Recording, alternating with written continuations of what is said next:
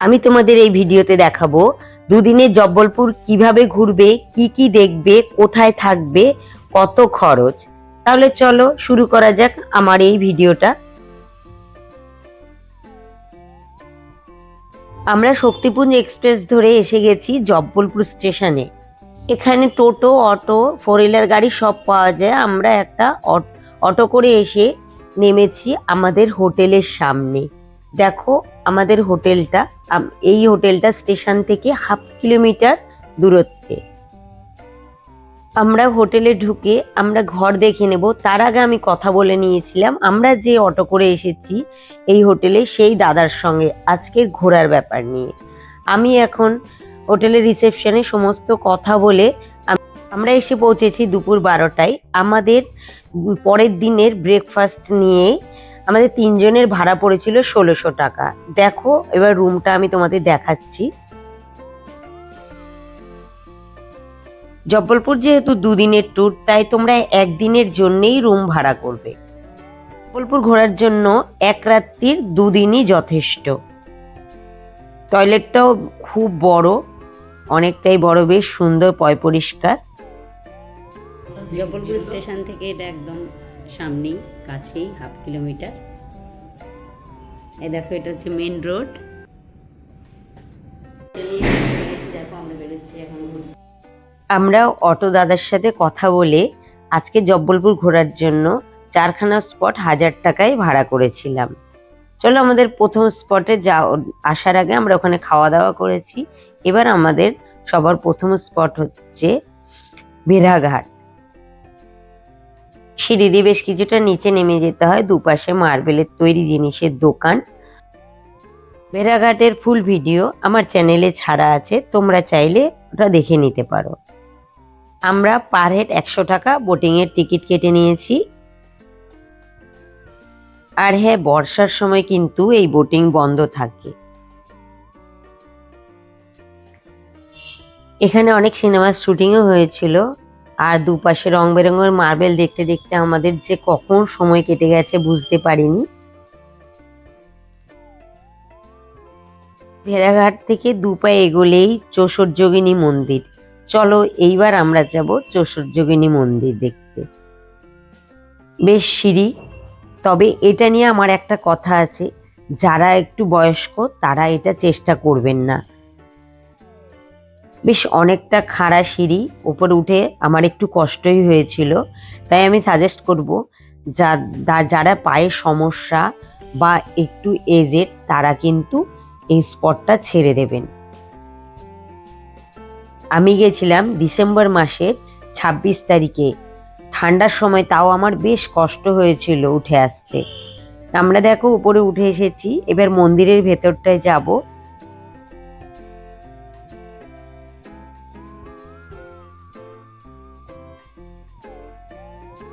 আমরা এখন ভেতরে যাচ্ছি, কিন্তু এখানে মেন মন্দির যে আছে তার ভেতরে ক্যামেরা অ্যালাউ নেই।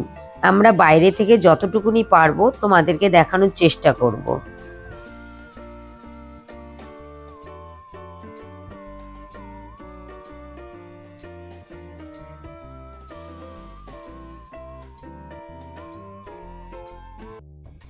মন্দিরের চারিদিকে এভাবেই মূর্তি করা আছে।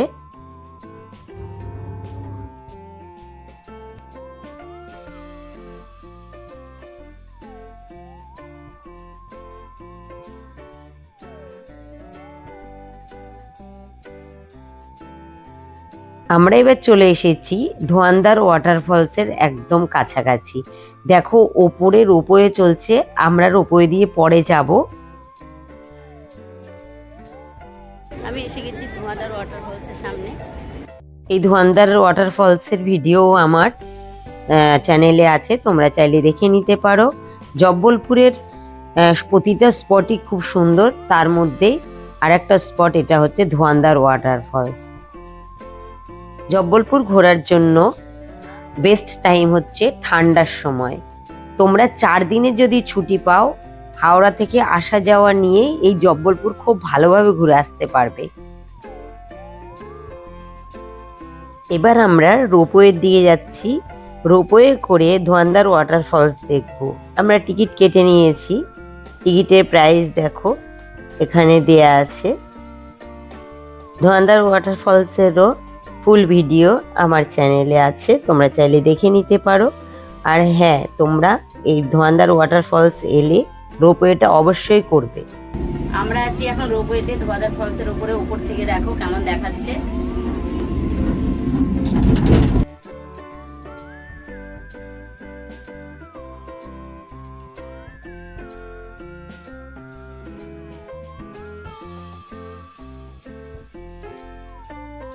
আমরা ধোয়ান্দার ওয়াটারফলস দেখে এইবার আমরা যাব কাচনার সিটি শিব মন্দির। এইটা আমাদের আজকের লাস্ট আর 4 নম্বর স্পট।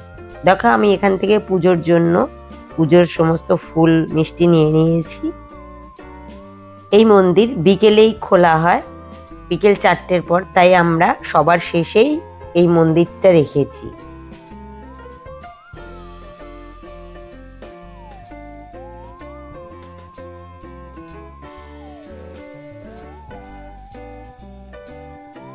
আমরা খুব ভালো সময় এসেছি, সন্ধেবেলা। আমরা ঢুকতেই শুনতে পেলাম আরতি শুরু হবে।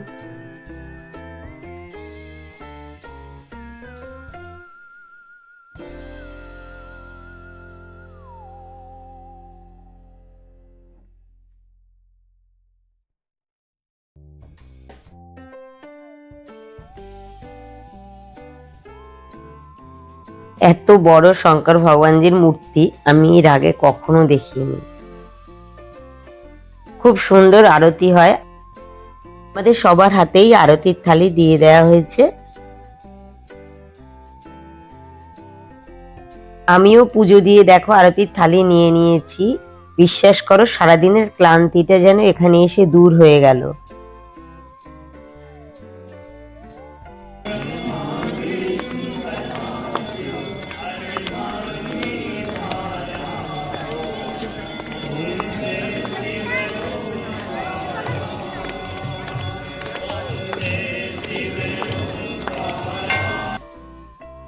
বড় যে মূর্তিটি আছে তার নিচেই দেখো গুফা মতো করে এই 12 জ্যোতির্লিঙ্গ রাখা হয়েছে। রাতের খাবারটা আমরা হোটেলে এসে হোটেলেই অর্ডার করেছিলাম।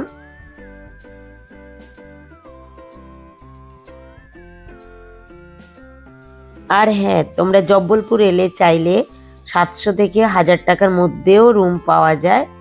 তবে আমাদের রুম ভীষণ ভালো ছিল।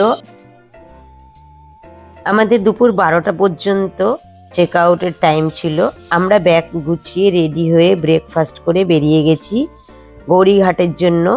আমরা ফিরে এসে এখান থেকে ব্যাগ নিয়ে যাব, সেগুলো আমি তোমাদের দেখাচ্ছি। আমরা আজকে পার হেড 25 টাকা করে গৌরীঘাটের জন্য অটো করে নিয়েছিলাম। আমরা সকাল সকাল হোটেল থেকে বেরিয়ে চলে এসেছি গৌরীঘাট।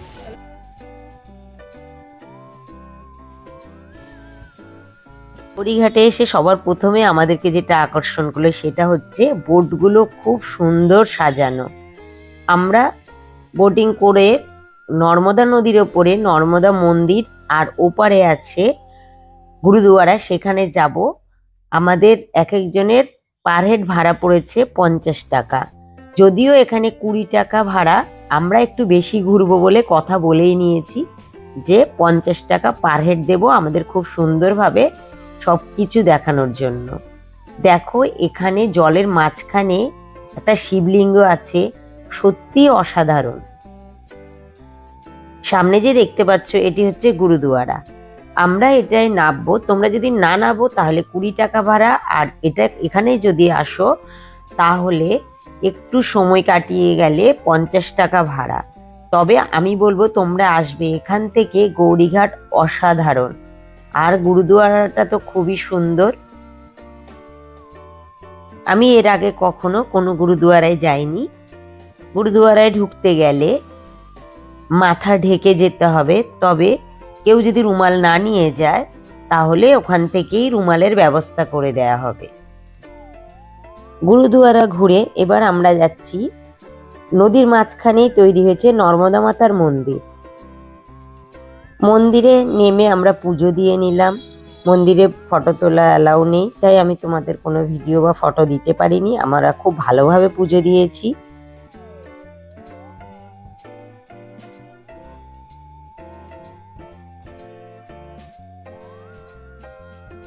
নর্মদা মাতাকে নমস্কার করে আমরা এবার বেরিয়ে পড়ছি ব্যালেন্সিং রকের উদ্দেশ্যে। এখানে আসার আগে আমরা লাগেজটা নিয়ে নিয়েছিলাম। আমি আছি ব্যালেন্সিং রকের সামনে। আমি যখন জব্বলপুরের ভিডিও দেখতাম তখন জব্বলপুরের সব থেকে আকর্ষণ যেটা আমাকে করেছিল সেটা হচ্ছে এই ব্যালেন্সিং রক। আমার খুব ইচ্ছে হতো যে এটাকে আমি একটু ছুঁয়ে দেখব। ব্যালেন্সিং রক থেকে 2 পা এগোলেই মদন মহল, রানী দুর্গাবতীর কেল্লা।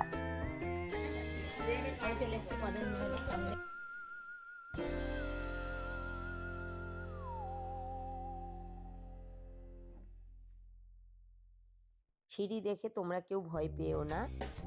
ওপরে গিয়ে সত্যিকারের কোনো কষ্ট নেই, সেভাবে কোনো সিঁড়ি নেই, সিঁড়ি প্রথমেই আছে। আর আমি বলবো তোমরা যেও, উপরটা খুব সুন্দর, দেখার অনেক কিছু আছে।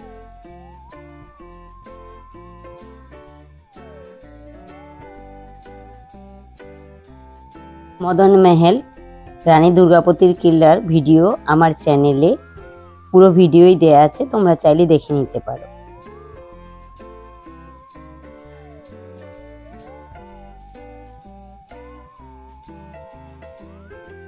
খুব সুন্দর আর অনেক বড় এই কেল্লা, এত ভালো লাগলো ঘুরে।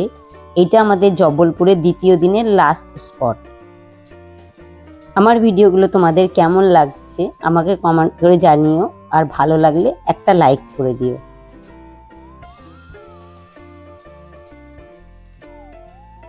আমরা এবার যাব এই ওপরে ওঠার সময় মাঝখানে যে মন্দিরটা ছেড়ে এসেছিলাম, শিব মন্দির, সেই মন্দিরে। এই মন্দিরটা দেখো খালি পাথর দিয়ে তৈরি, পাথরের মাঝখানে পাথর কেটে বসানো হয়েছে। ওপরে কিন্তু সেভাবে যে এখনকার মতো বাঁধানো ইট দিয়ে কিছুই না, দেখো পাথরগুলো বড় বড় পাথরের মাঝখান থেকে যাওয়ার রাস্তা, আর পাথর কেটেই ভেতরে ঠাকুরের মূর্তি বসানো আছে। আমার ভিডিওটা ভালো লাগলে যারা সাবস্ক্রাইব করোনি তারা সাবস্ক্রাইব করে রেখো। Thank you.